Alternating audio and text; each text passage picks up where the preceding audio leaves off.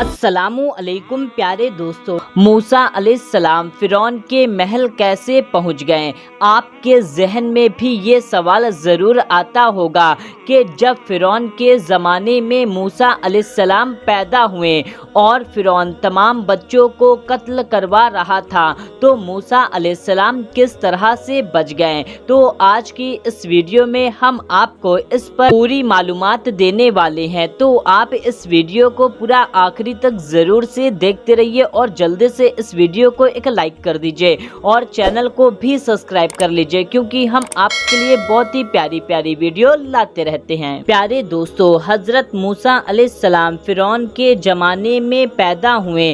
फिरौन एक जालिम बादशाह था जिसने खुदाई का दावा किया। दोस्तों, मिस्र के बादशाह को फिरौन कहा जाता है, लेकिन ये फिरौन सबसे जालिम था जिसने खुदाई का दावा किया और हुक्म दिया कि सब लोग मुझे सजदा करें। चुनांचे सबसे पहले उसके वजीर कमान ने उसे सजदा किया, फिर दूसरे वजीरों और अमीरों ने सजदा किया। जो लोग दूर दराज रहते थे उनके लिए फिरौन ने अपनी मूर्तियां बनवाई और पूरे में भिजवा दिया और सबसे कहा, इस मूर्ति को सजदा करो। बनी इस्राइल के लोगों ने सजदा करने से इनकार कर दिया।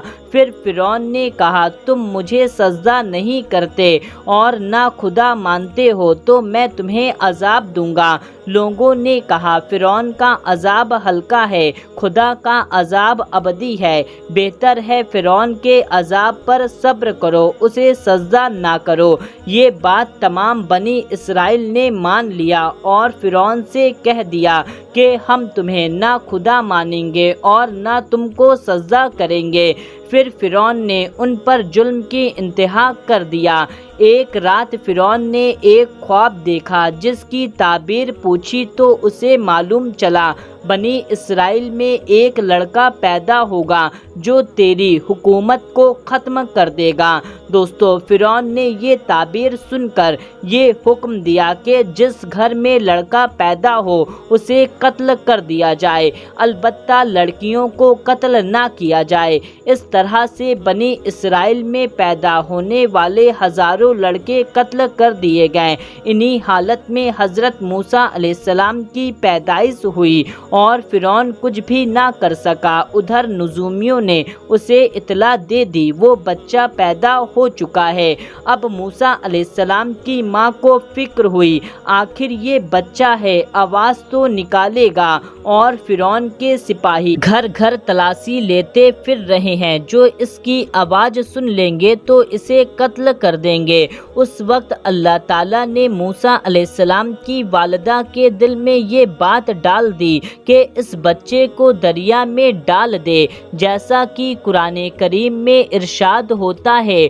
और हमने मूसा की वालिदा को इत्तला किया कि तू मूसा को दूध पिला और जब कोई खतरा महसूस करे तो इसे दरिया में डाल देना और परेशान ना होना, ना अंदेशा करना, हम इसे तेरी तरफ वापस लौटा देंगे और इसे पैगंबरों में से कर देंगे। अल्लाह ताला ने दरिया में डालने का तरीका भी बताया। चुनांचे इरशाद हुआ, इसे संदूक में डाल देना और संदूक को दरिया में छोड़ देना। ये दरिया ला डालेगा इन्हें किनारे पर, ताकि मूसा को वो शख्स उठा ले जो मेरा भी दुश्मन है और मूसा का भी।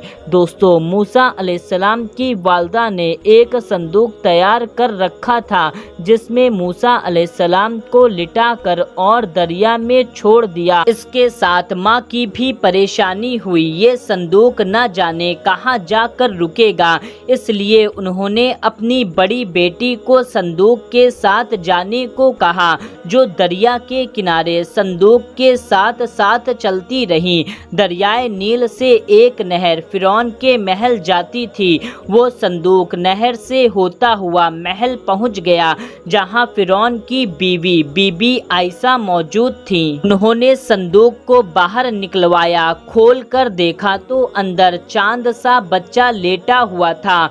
ان کے یہاں کوئی اولاد نہیں تھی۔ وہ بچے کو دیکھ کر بے خود ہو گئیں اور فرعون سے مخاطب ہو کر کہنے لگیں، یہ بچہ میری اور تیری آنکھوں کی ٹھنڈک ہے، اسے قتل نہ کر، عجب نہیں کہ یہ ہمیں کچھ فائدہ پہنچائے، ہم اسے بیٹا بنا لیں۔ اور ان لوگوں کی حالت یہ تھی کہ حقیقت حال سے بے خبر تھے۔ دوستو، فرعون شروع میں اس بچے کو قتل کرنا چاہتا تھا، پھر اسے اپنی بیوی کی بات کو ماننا پڑا۔ اب سوال تھا بچے کی پرورش کیسے کی جائے۔ انہیں دودھ پلانے والی عورتوں کی تلاش ہوئی۔ اللہ تعالیٰ نے موسیٰ علیہ السلام کے دل میں یہ بات ڈال دی کہ وہ کسی اور کا دودھ نہ پئیں۔ قرآن پاک میں اس کا ارشاد ہے، اور ہم نے پہلے ہی سب دودھ پلانے والیوں کے دودھ کو موسیٰ پر بندش کر دی تھی۔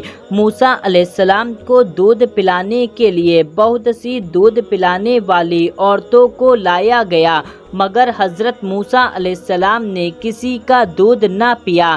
اس پر حضرت آسیہ اور فرعون فکر مند ہوئے، بچہ کب تک بھوکا رہے گا۔ ادھر موسیٰ علیہ السلام کی بہن صندوق کا پیچھا کرتے ہوئے محل پہنچ گئیں۔ انہوں نے کہا کہ میں ایک عورت کا پتہ بتا سکتی ہوں، شاید یہ بچہ اس عورت کا دودھ پی لے۔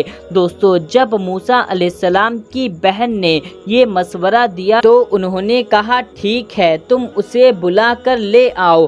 آپ کی بہن گئیں اور آپ کی والدہ کو لے آئیں۔ والدہ نے جو ہی آپ کو گود میں لیا، آپ دودھ پینے لگے۔ فرعون نے آپ کی والدہ کے لیے ایک اشرفی مقرر کر دی اور کہنے لگا، بچے کو یہی دائی دودھ پلائے گی۔ اس طرح سے اللہ پاک نے آپ کی والدہ کے ساتھ کیا ہوا وعدہ پورا کر دیا، کیونکہ اللہ تعالیٰ نے فرمایا ہوا تھا، اسے دریا میں ڈال دے، ہم پھر اسے تیری طرف واپس لوٹا دیں گے۔ پیارے دوستو، اس طرح سے حضرت موسیٰ علیہ السلام فرعون کے محل میں پہنچ گئے اور وہیں پر پرورش پائی، اور بڑے ہو کر کے حضرت موسیٰ علیہ السلام نے بنی اسرائیل کو فرعون کے چنگل سے بچایا، اور فرعون حضرت موسیٰ علیہ السلام اور بنی اسرائیل کا پیچھا کرتے ہوئے دریائے نیل میں غرق ہو گیا۔ اور اس طرح سے اللہ تعالیٰ نے موسیٰ علیہ السلام کو فرعون کے محل میں ہی پرورش دی۔ حضرت موسیٰ علیہ السلام کی پرورش ان کی والدہ اور حضرت بی بی آسیہ نے کیا۔ تو دوستو، یہ ویڈیو آپ کو کیسے لگی، آپ کمنٹ کر کے ہم کو ضرور بتائیں۔ تو ملتے ہیں، تب تک کے لیے اللہ حافظ۔